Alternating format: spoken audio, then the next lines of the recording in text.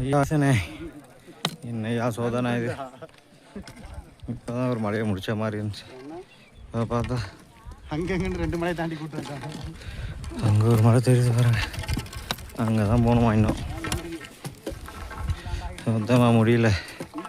ஏப்பா ஈசா. ஆனால் அந்த மலையை பார்த்தோன்னா ஒரு எனர்ஜி வருது பாருங்கள்.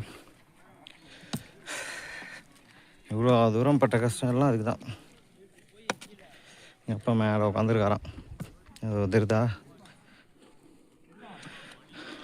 அந்த கூம்பு மாதிரி இருக்கே, அது கீழே தான் இருப்பாப்புல. என்ன கோபமோ என்ன வருத்தமோ தெரில, அங்கே போய் உட்காந்துருக்கார். இருந்தாலும் அவரை பார்த்து பிறவி பலன் அடையணும்னு சொல்லி கஷ்டப்பட்டு இவ்வளோ பேர் நம்பிக்கையோடு வந்து பார்த்துட்டு போகிறாங்க. இது ஒரு அதிசயம்தான்.